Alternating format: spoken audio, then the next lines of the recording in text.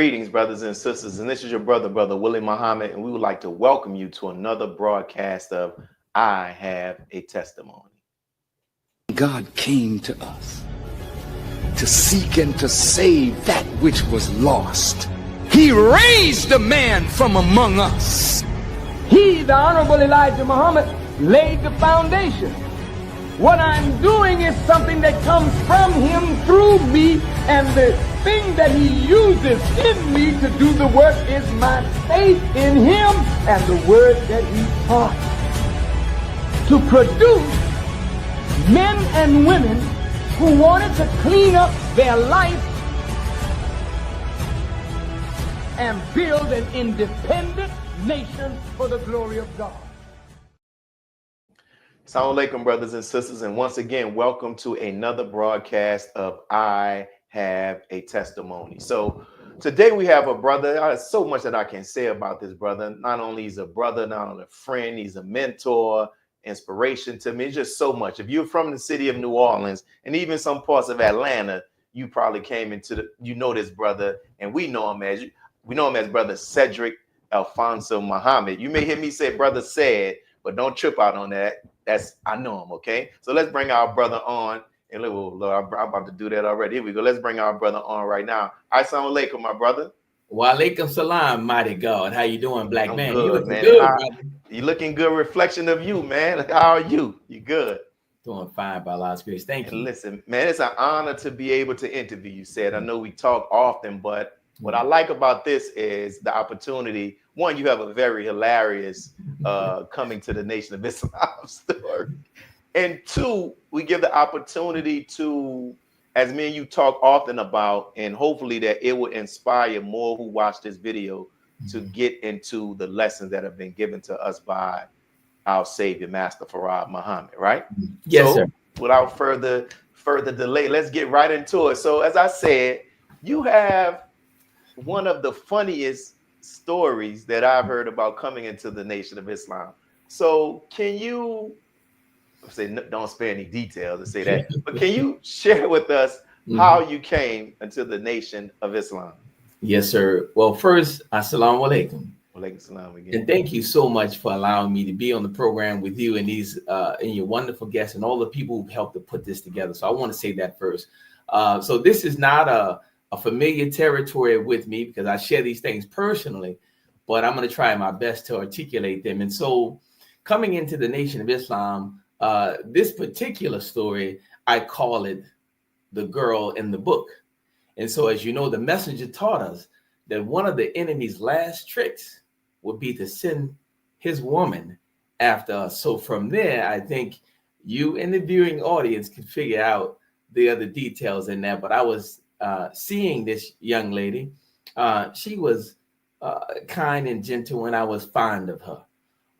And I had received a book from another Caucasian gentleman because I'm at college here in Winona, Minnesota. You can figure out the rest of the details there. And this gentleman, this Caucasian gentleman, had the book Malcolm X, and he shared that book with me. And unfortunately, I was so far in the mud, I didn't know who Brother Malcolm was. I didn't know anything about the nation. And to give you a time reference, this is 1991. So I was completely without the knowledge of self. And so this young lady with whom I was dating, she had come over for a visit, and she saw the book in the room. And she had this look of concern on her face, and she asked me, what are you doing with that book? I said, I got it from Jason. I was planning to read it. And she said these words. She said, please don't read that book. And I said, why? She said, because if you read that book, everything between you and I will change. And I reassured her. I said, listen, I can tell you right now, ain't nothing going to change between you and me. And so sure enough, I ended up reading that book. And I called her one day over, and normally, you're in college, you let people up to your dorm room. So this time I met her downstairs in the lobby, and she knew when I met her downstairs and did not allow her up, this was going to be bad. And I told her, I said, you were right. I said, I did read the book and everything has changed.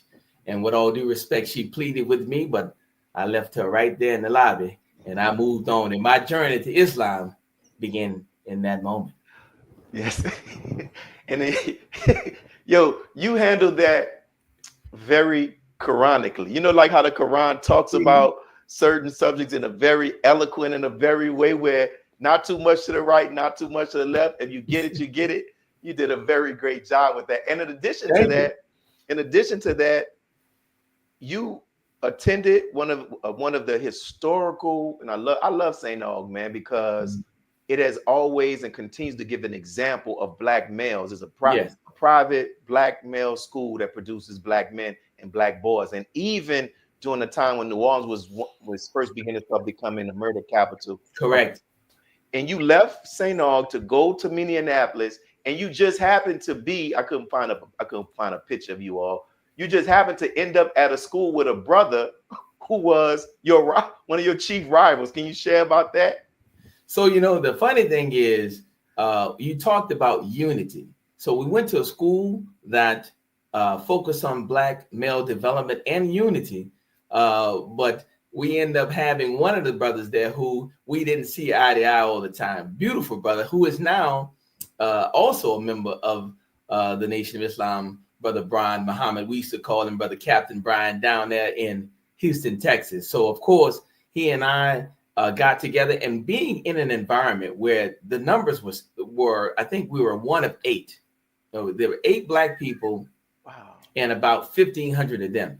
And what they were trying to do at the time, they were trying to diversify by adding more minorities to the population. So they found these different ways to create these programs to get us up to the college campus. But when we got there, it was just the brother and I, and we formed the perfect bond, which of course other details are to be laid out, but we ended up joining the nation together because after I read the book, Malcolm X, he picked it up as well. And then we were on a tangent like the Black Power group, which of the 8 people, right? 2 of us on the campus, just trying to stir up anything we can about black awareness. And I gotta share this. He told me, he said you just popped up at his dorm room and he thought you was blessing him with the other white meat. And then when he read the book, it's like, man, why you did that? So listen, I'm like, you know, I still was in the mud. So I'm reading this book, and the brother is like, we don't do pork. So I guess like, I'm gonna get rid of this meat. But before I throw it away, you know, maybe my brother might wanna, you know, have it before I throw it away. I should have thrown it away. I didn't know any better. But I say that to say, yeah, he remembered that because it was a funny story. Because when he came to that portion of the book, he said, now why you brought that to me, brother? And I was like, man, I just didn't want to throw it away. But anyway, point being, we formed a special bond in that moment or in those moments together. Great. Yeah, like you didn't know, but look how it all worked out. He ended up coming to the teaching. And so, you know, I've heard you talk about growing up on Dumaine Street in New Orleans, in one of the areas, one of the hot streets in the city of New Orleans, and getting married, a young father, living actually in, today you live in a very nice house in Atlanta. Yeah. But you were living in the Callio Project when it was the Callio Project, right? True that. So can you talk about just how the positive impact that Islam had on your life and has? So, you know, I always tell people that's an extremely loaded question, because how can you thank Allah for all of the many things that you have been given? And so I want to be able to try my best, of course, to illustrate some of the specific things that I would say. And number one, I think Islam gave me life. And I'm not talking about the physical life, because of course we had that already. But what I mean is an opportunity to be able to grow and prosper, to be able to have an actual future, to be able to serve God in a meaningful way, and to be able to serve my community and serve self as well. So being conscious and awakened to the fact that you have something you can do with this life was number one. Number two, I've been blessed with a beautiful family. I have a wonderful wife who is a true life partner. She's a great friend. She compliments me, and we've been married for 30 something years. I got married when I was 19 years old. So she's like the only person I've known in this intimate way. And from her, we produce children, grandchildren, and a future there. So again, life and then a family, meaning like you're spending this life and sharing this life with other people. So one life, two family. The third was peace and prosperity. I can say honestly, as you mentioned, I live a comfortable life, and I thank Allah for that. But this is not how I started, because when we were living in the project, it was rough, and again, it was the real projects, not something that you.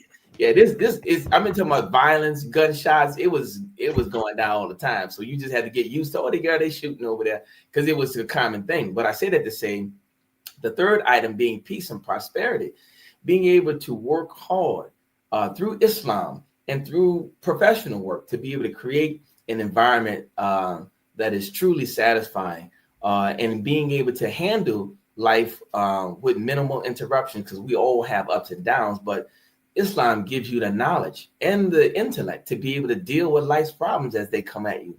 So that would be the third. And then the fourth and last thing that I would share would be, through Islam, we all have a future now, meaning that we can serve Allah in a way that we can hope for a better opportunity where we live constantly in the presence of God. Those would be the four things I would say off top. And we're going to get into this, but said you just answered that question straight in the format of the lessons. I don't know if you realize that or not. If you past, present, then you bring it to the future straight. You all going, for those who are watching, you're going to understand why, right?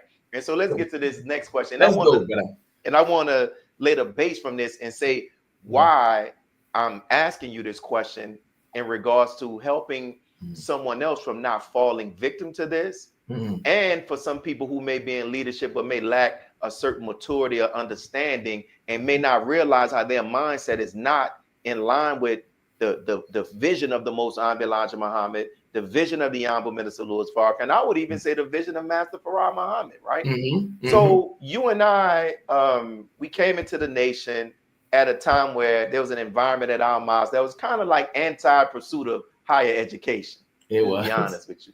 You would have people that will tell you, hey man, you're not gonna need this in the hereafter. You're not gonna need that in the hereafter. It's about this. It's about the mission. Yeah, it is about the mission, but this is also a part of the mission, right? Yes. So, and you told me once again it was funny. We laughed about it, an experience that you had and what the advisor told you. So can you share that and talk about how we do need to be educated, of course, balanced with knowledge itself. Yes. Well, again, truly, these are things that personally, we joke about, and again, I would not share them publicly. So thank you for the audience, just please bear with me because I'm developing my public persona just a little bit because I'm not accustomed to it. But anyway, to be specific, so I was at this time, so just giving a picture. Now we're in 1990, probably 3 or 4, because remember I started out in college in Winona, Minnesota. So I left there to come back to Dillard University. So now I'm in New Orleans. I'm married with 2 children and living in public housing, working a part-time job, very part-time, right? Pushing the program. And just for context, I was one of the brothers earlier in the nation to sail 1,000 final calls, or to carry 1,000 final calls in the Southwest region, and particularly in New Orleans. So this is what I was doing full time. So of course, and I'm attending college full time. So it was a lot happening, and of course, again, I was very unbalanced, which brings about this story. So my GPA that particular semester at Dillard University was 0.75. So 1.0 is the D. So I had dipped into failure at 0.75. And my dean of the business college at that time, Dr. Edgar Chase, he called me in to have a talk with me. And he said to me, Sedrick, I had wrote this down. I thought this was so funny. He said, Sedrick, I see you on the corner all the time with your papers. He says, you're very dedicated, but you're not doing very well in school. And he said to me straight up, he said, you might want to think about dropping out of school because right now you're wasting money. And not only are you wasting money, but you're paying to fail. And so I was offended that a college professor would tell a student that he should drop out of school, because I came to the college professor, expecting some kind words about how you can do it. And to be truth, I was already prepared to give him my sob story. Listen, man, I'm married. I got 2 children. I live in public. I was ready to give this man a story so he can feel sorry for me, but the brother wasn't having it. And so, it was really strange, because in that moment, I had decided to become determined to prove to him that I could handle the intellectual work. We're not just manual soldiers who don't have or possess intellect. We are capable of that as well. So I wanted to prove that to him. And so I got my stuff together. And I finished school and graduated and moved on to the professional field and did well. As well as can continue to push the program. But as I took a step back to balance in pushing the program, I had many who thought something was wrong with me. They were upset, and in some instances, verbally aggressive about me pursuing my studies, and of course, discouraging. But time has shown that wasn't the right course, because the course we took paid great dividends. And what advice would you give to college student or someone in the Nation of Islam and they want to pursue getting their degree or some trade or whatever? What advice would you give them from your experience? Yeah, so the advice is really not my advice. I would tell them, number one, and I'm gonna be honest with you, in the earlier days, which is going to lead us to the conversation we're going to have, I depended on other people to teach me Islam. So when you come in, of course, you don't know Islam. So you come in to be taught, you sit in to be trained. That makes sense.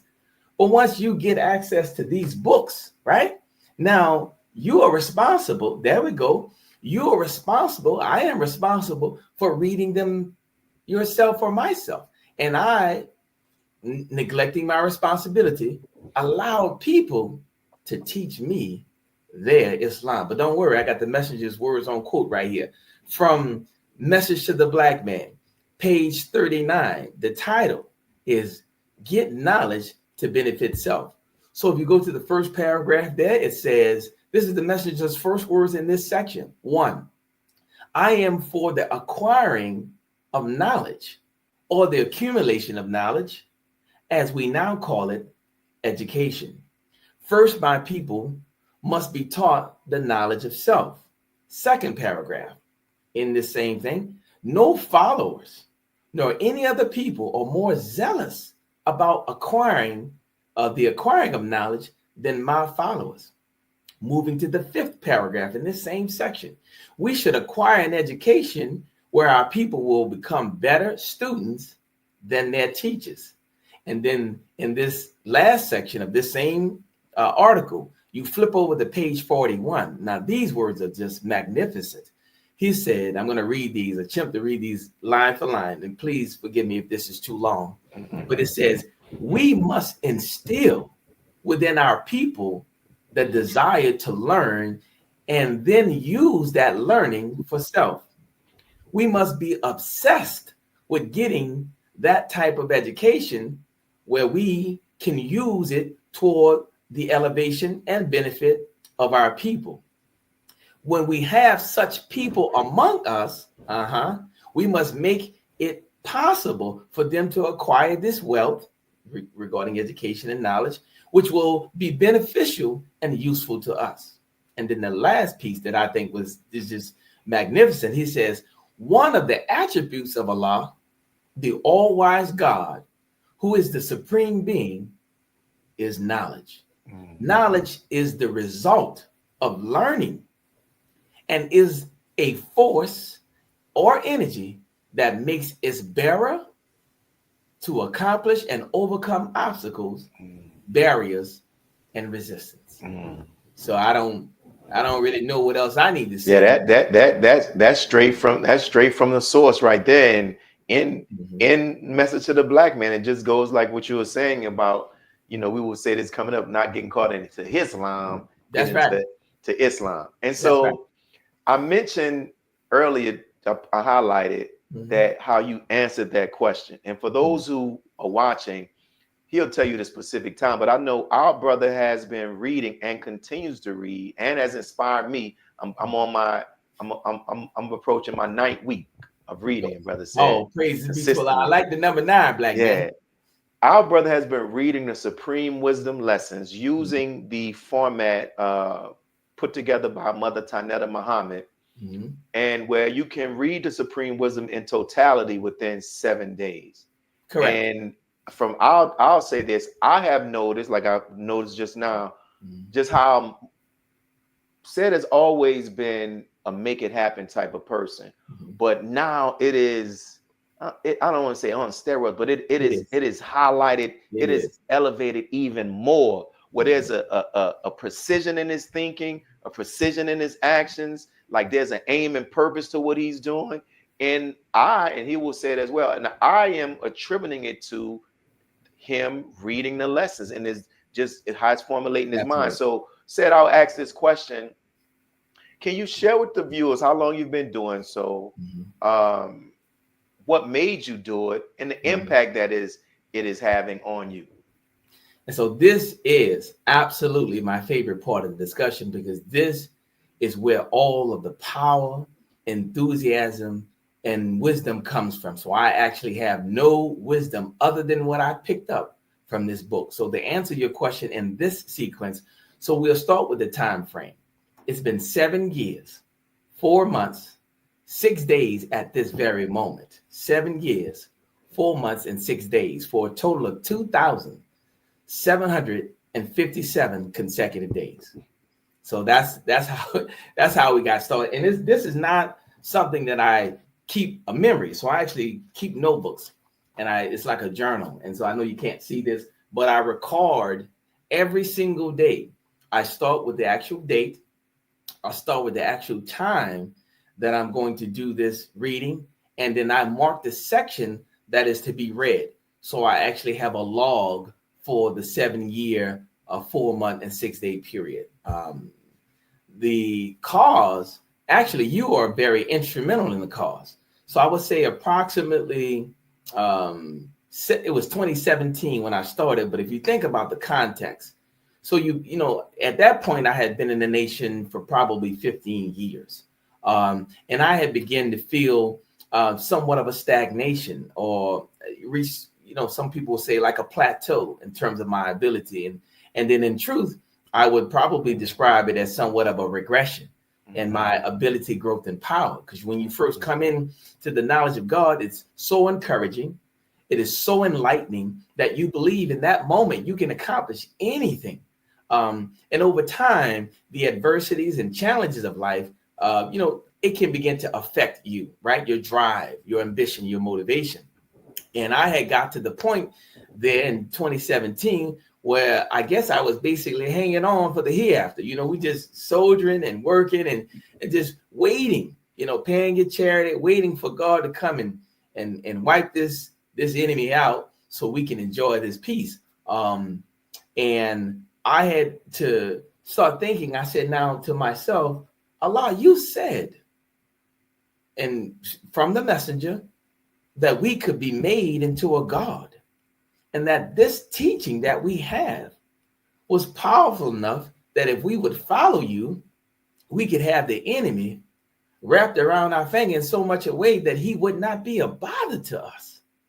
And I said, well, he's a bother to me. So maybe it is something that I have not done that is affecting me. So I have to give you this in where your part came in. So that was the awakening, like me wanting to really tap into this power to become great and to reflect the wisdom of God. Then one night I had this dream. And in this dream, brother, it was the destruction of the world. So the baby planes had come out and they were dropping this vicious, lethal gas on everybody, you know, just like something you see in a movie. And we were running and scared, running around, and everybody was trying to find some place of safety. So in this dream, and again, this is a dream. I know it was. I'm not saying anything crazy. In this dream, Allah issued a reprieve. So visualize that the sun had come out. This is all right out of a Jesus movie, right? The sun had come out and everybody was in a line. And Allah had said to us that we're going to give you time before the final judgment, but you have to get this book and read this book. This is the God honest truth. So I jumped up out of the bed. I grabbed a pen and I'm at the thing, the notebook, trying to write down what the name of the book is. And, you know, I couldn't get it. It was so frightening and frustrating that I just kept trying to figure out what was the name of that book. So time went on. And then you sent me a lecture by the Honorable Minister Louis Farrakhan entitled Muhammad, the Book. And I had listened to that lecture probably 30 or 40 times before I realized, wait a minute, this is the book. This is the man that if we study him, copy him, duplicate him, we would be made into a God. This is the secret to salvation. So now I'm listening to the lecture all kind of different ways now, because I'm trying to figure out, how do I copy this man? And so my oldest son later sent me the lecture from Mother Tynetta, the 10th sister in the brain. And then she gave the formula for how to copy this man by reading the Supreme Wisdom. So now I had the man, the book, and I had his actual words and answers that we were to study.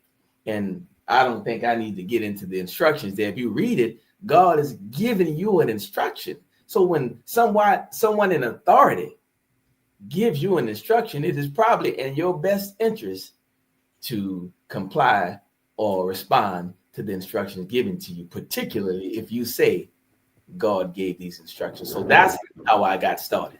And within this, brothers and sisters, within this 7-year period, and let me, before I say this, if you all notice, you saw how he broke down, he's been reading it 7 years, how many 4 months, how many days, and the amount of minutes. Mm-hmm. That makes me think about how the Most High Elijah Muhammad respond to the question when he asks the question in the lessons about how long the devil's been on the earth, and he starts talking about the time. You see what I'm saying? Yes. And to me, like, if you know Said and others who've been around him, they'll tell you, you know, very pretty, like pinpoint, you know, and he doesn't let people waste his time. He don't let people waste his time.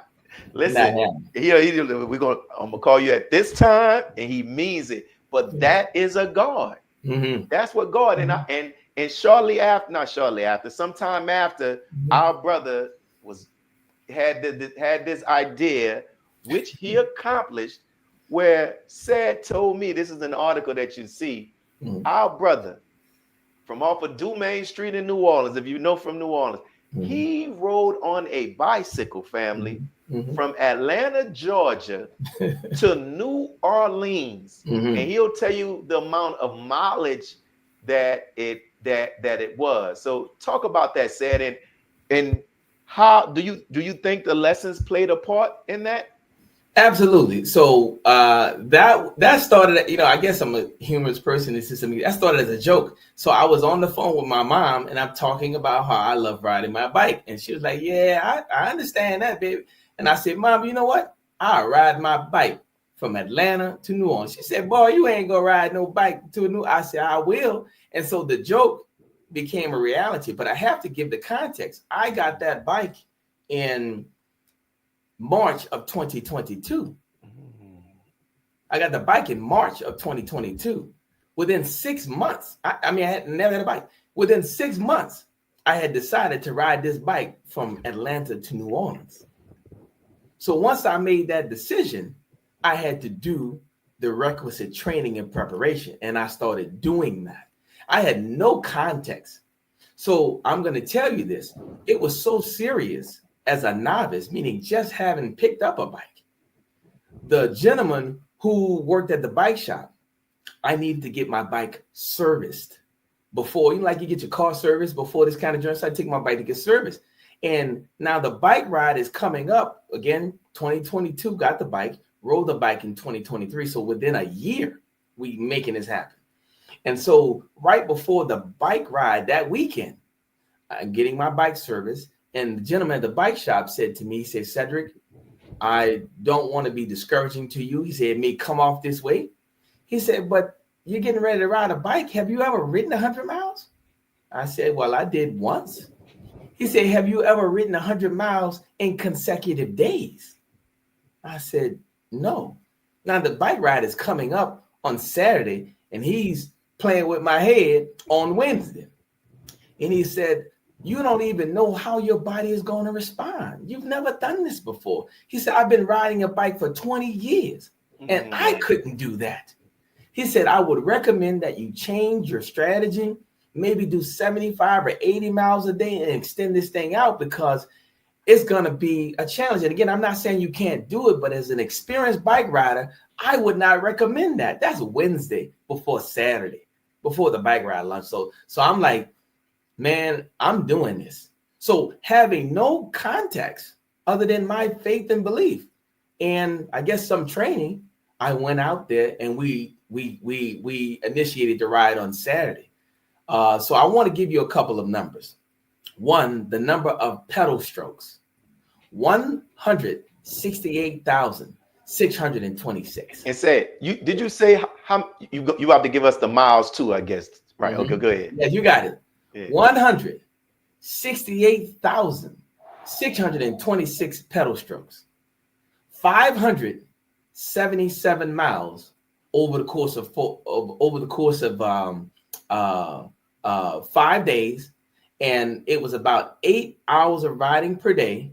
And we did that in about 30 hours. So I mean, of course I could have rode consecutively, but it was about having the rest. So again, I'm giving the context so you can understand what I'm going to say next. And that is, it is a simple action, pedal or walk, a simple action repeated an extraordinary number of times. So it's about duplicating an effort. So I'm gonna give you an example. If you went outside in your neighborhood and say it was litter on the ground, and you picked up one piece of paper, and I ask you, can you pick up this piece of paper or this cigarette butt? You would say, absolutely, I could do it. Simple action. And then if you look at the entire environment, can you duplicate that action 2,000 times? So now you're picking up every piece of paper in the neighborhood. And when people came around, they saw you pick up one piece, they wouldn't be amazed.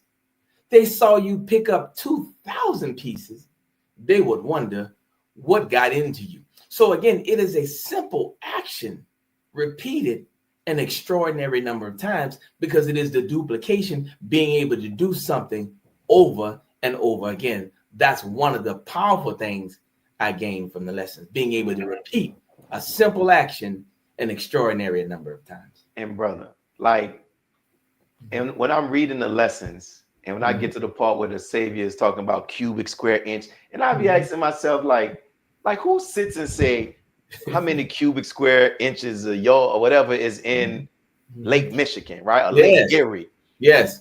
And that brought to mind when you just said how many pedal strokes you took. Over 100,000. You feel what I'm saying? So like the way that Allah has your mind thinking, brother. Yes. Like people, like, yo, if you want to see like that God mentality, for those who are watching, you're seeing it, and you're seeing it in a believer. And what gift does Allah have for us if we do the same? So you mentioned the Wednesday before the actual bike ride, the man said, listen, bro, you can't do no 100 miles. So we know that you did it. But what about when you were actually within that 8-hour riding? Were there any times where you had the thought about quitting? And if so, if you didn't have it, how did you just combat whatever thinking that was in your mind? So now you asked the most perfect question, because it is not just the desire. You have to match that with the doingness. Like you got to actually do that. And so that Saturday, We had the news people out. It was a big old deal. And I'm going to be honest with you, I'm nervous because now reality is hitting. Because, again, I have no context for this. So, the camera's there. We get on the bike, and I pedal off. And so I got this nervous energy. We pedal out of the Stonecrest Mall. We get onto the main street there, getting ready to turn to start this journey. And now I'm on the street. We're at the red light waiting. And so this is the God honest truth. It hit me like, brother, this going to be a long ride. So the reality of the distance settled in when I was like, man, I'm about to pedal a bike. And when I say pedal, I pedaled every single distance. I never rode in the RV a single inch or mile. I'm just saying, I never rode an RV. I pedaled from place to place, from hotel to hotel. So there was no riding in the RV. But I said that to say the reality hit me that Saturday. Like, this is going to be difficult. And so while pedaling, the adrenaline and enthusiasm, that went away. Oh, yes. That reality set in. And from there, I was like, man, this is going to be a long ride. But that is not the thing to tell you. Day one, I survived day one, 116 miles, straight off adrenaline and enthusiasm. The next day was 143 miles. And I knew that in advance because I had planned this out using where the hotels were. So I didn't break this down based upon ability. I broke this down about where the next hotel location was.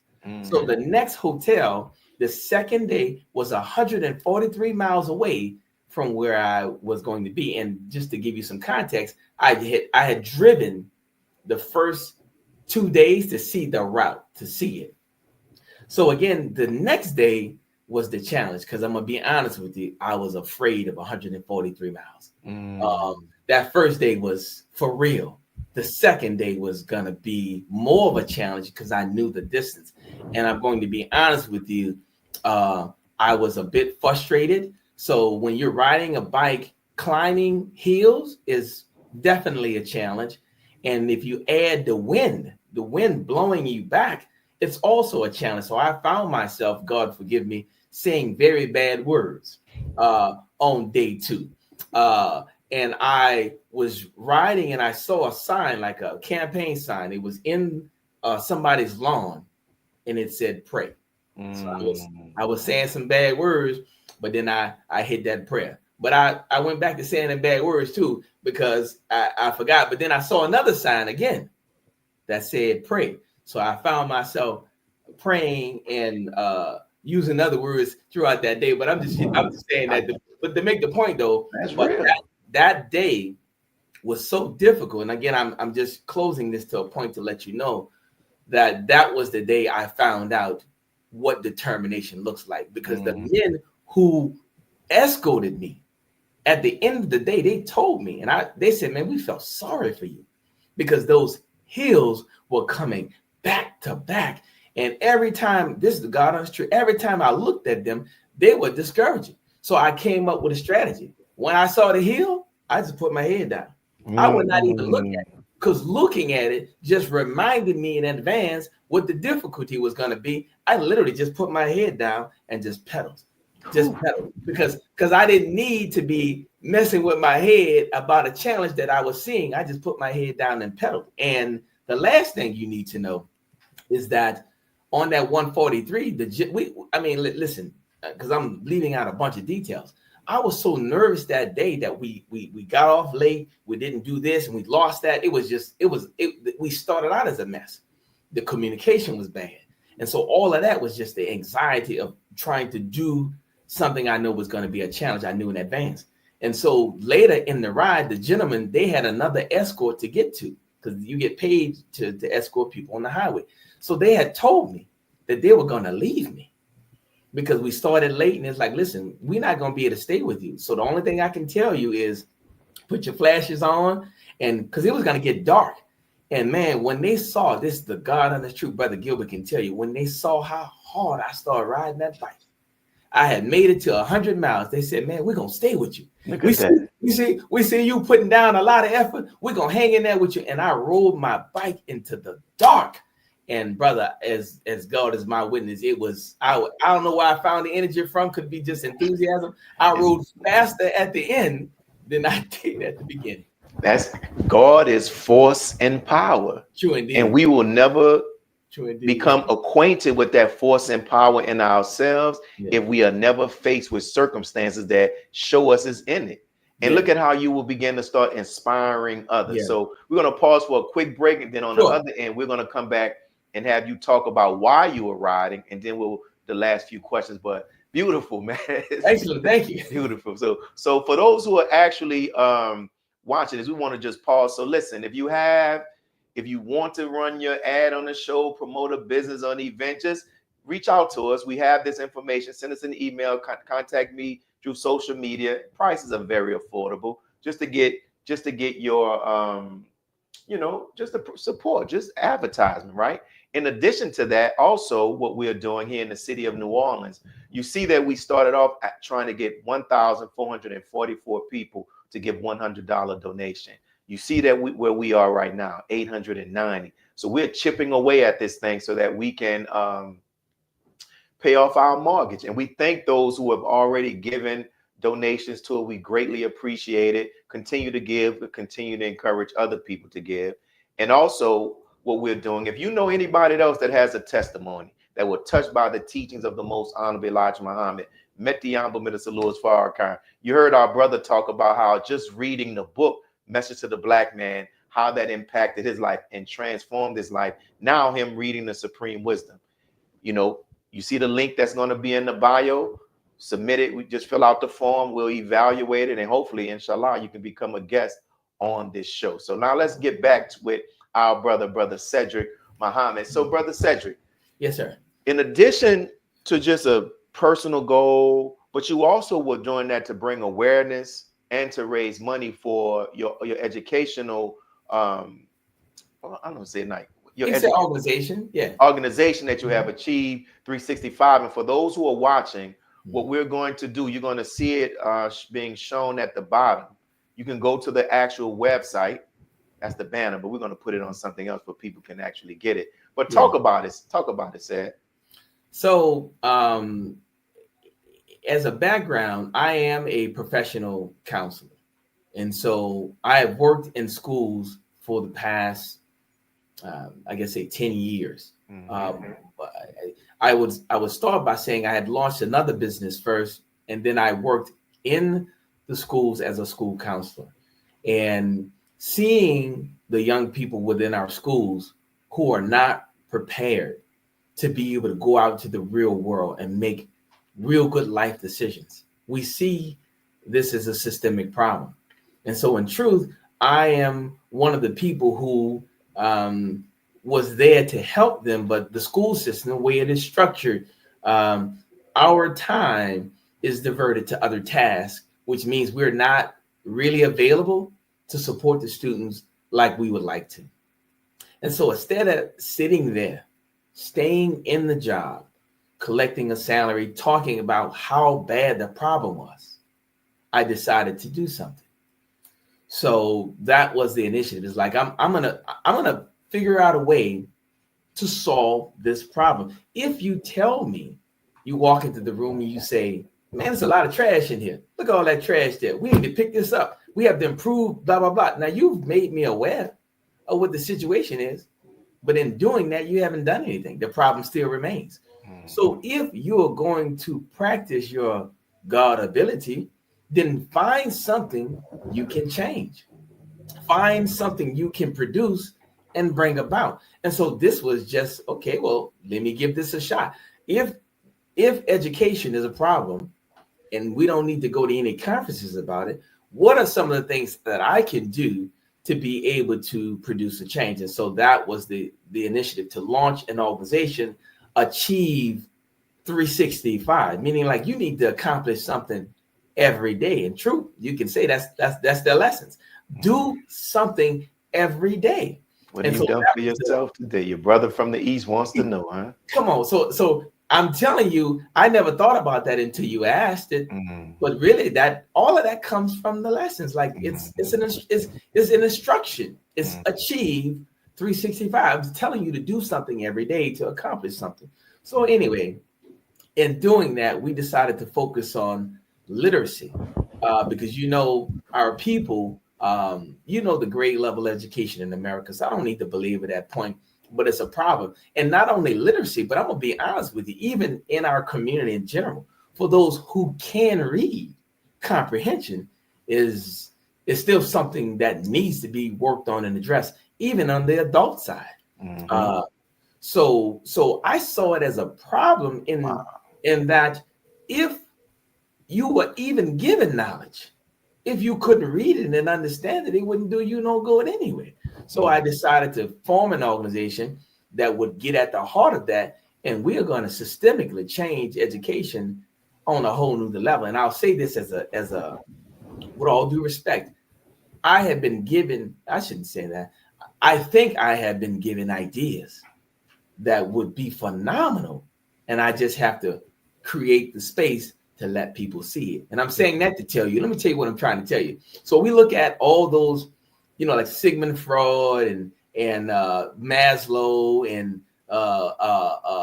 what's my guy name? Isaac Newton, all these people who created theories and ideas.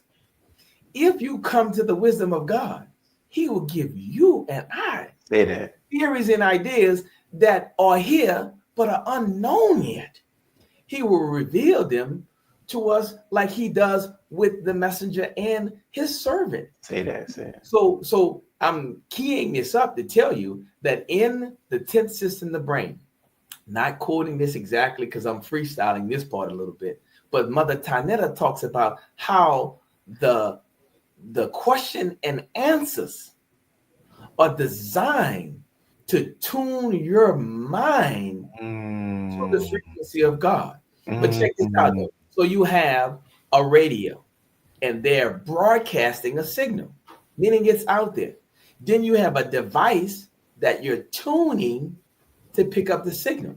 So if these lessons are designed to tune your mind to the frequency of God, that means there's revelation up there you can pick up and draw down for your life. But this methodology, the question and answer methodology, was designed by God. And so if we use it, we will benefit from it. Whew. Let the church say amen, my brother. And you made me think about the lessons. The Savior in the early 1900s, in his instructions, every temple was to set up a reading class. There you go.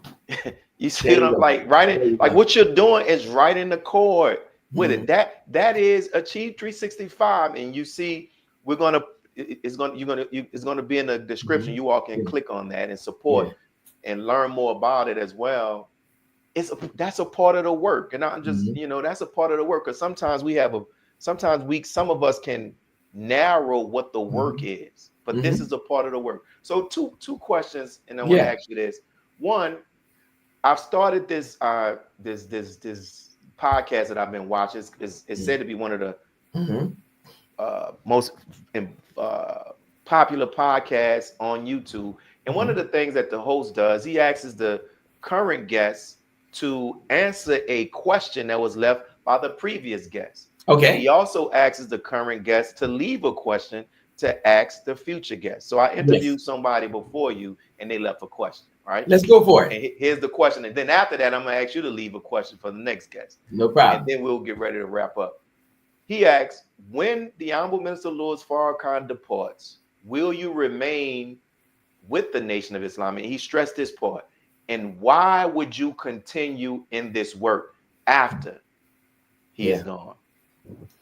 So that's a beautiful question. It is. And what I want to say about my ability to remain, that is something that I pray Allah will help me with. So I want to say this because I have no power. So I didn't bring myself to Islam. And I don't believe that I keep myself in Islam. What I believe is that the knowledge of God is what attracted me. And I believe that the knowledge of God, if I continue to study, will be that which will sustain me. So I don't take on any power of myself, but I give it all to Allah. So why would you leave power. I don't know anybody who's rich who would want to be broke. I don't know anyone who's well who would want to be sick. So if I am gaining power and ability, I wouldn't want to give that back in exchange for slavery and death. Beautiful. Hey, very sometimes be butchering words, my brother, but very succinctly said. Straight If I got it right. So now that question to you, what would be a question you would like us to ask the guest that's going to be the next guest we interview? And I'll be typing it as you say. Yes, sir, no problem. So my question is for the next guest and for the believing community in general, I would say. And that is based upon what we have learned from the Honorable Minister Louis Farrakhan. He said that when he came into the FOI and felt that love and that experience, he said that he had determined to take these teachings to every nook and cranny. That was his determination upon receiving this experience and coming into this word. My question would be, have you, the individual, determined in which way you wish to serve Allah, the messenger and the minister in the resurrection? And privately, do you have an answer? Wish to serve Allah, the messenger and the minister, and privately, do you have an answer? I want to know specifically in which way, not, oh, I want to serve. No, yeah, good. In which way? Qualify yourselves Specifically for positions awaiting you. So there's something specifically you can do, I can do, we can do to aid in the resurrection. We all have a role to play in that. So what's that specific role for you and I? Beautiful. And that's a very relevant question, and it's bringing back to mind what I'm paraphrasing. The Savior says, what are you doing for yourself today? Your That's brother right. from the East wants to know. And in fact, in one part he says, don't tell me you didn't have a teacher 379 years ago. I'm here to teach you.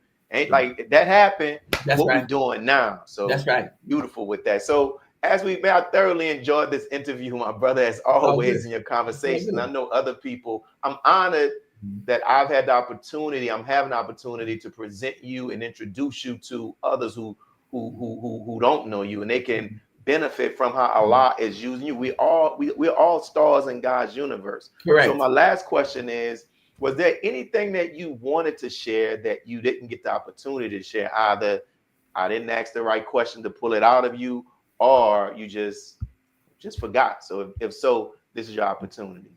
Yeah, so thank you again, you and the people who work with you, your team, to put this program together. Thank any of the audience who is viewing this. None of what I do, I try to take any credit for, because all of this originates with the study in the Word of God. And I say a couple of things. Because there are a few things I haven't left out, because numerically, I can honestly say, if you take a statistical measure in every area, whether it be health, finances, relationships, communications, I have improved by Allah's grace in every way. I literally can turn anything into a statistic and measure it. Like, it's just, I can't even turn it off now. My mind has been converted in that way. And I say that to say prayers have increased. I mean, like, so somebody said, well, can you run, jump, swim faster? Yes, I can. And so during Ramadan, just this past Ramadan, I rode 44 miles during the sunup time, didn't have a drink of water, nothing to eat. And so your ability is unlimited. And so that word of God is powering my life physically and mentally. And if you have, I'm not saying you, but the audience, if you have something in your life you want to change, I can assure you this is the means and the methods. I would encourage you to get Muhammad the book. It was important for me to understand why the messenger of Allah is the book to be studied. The minister laid this case out in 1974 in that lecture. He gave a beautiful explanation of that. And then I would encourage you to get the lecture, The 10th System, The Brain by Mother Tynetta, who not only describes the method that is used, but gives additional information on why such is important. Those are the things that I would share, and I pray that everyone would find this truth and find themselves to succeed. Peace. It's interesting how, and I hope you all got it as an audience. Brother said that in a quantitative way, he can show his improvement in his life. Like, you know what that means? He can show the numbers. Absolutely. Prayers is increased, and we're taught that Islam is not a religion, it's a way of life. Mm-hmm. And we're taught that Islam is mathematics. So we should be able to, in a quantitative way, show, no, this is how I have improved. Blah, blah, blah, blah, blah. Let me offer this too. That this is something I want to say, because people are always looking for a little spookism. I give you a little spookism. You want some spooky power? But listen, not only have my prayers increased, but I think the frequency of God within me has increased. Now I'm gonna tell you this. So I have 3 illustrations. Now these are just the God honest truth, where I prayed with or for someone who was suffering from an ailment, and they reported to me. Now, I didn't ask them this. They reported to me that they had gotten better. I mean, so imagine I didn't ask anybody to bear witness to this. One sister I prayed with, she was suffering with a problem with her foot.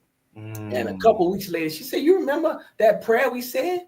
She said, "I have been feeling better since then, and I no longer walk with that cane." Now, I didn't do anything special.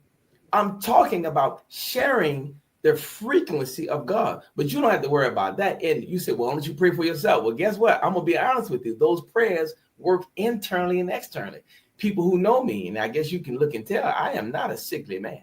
Oh no, look, bro, you're looking like 16 on him, brother, for real. So I'm only saying that the frequency of God can be measured.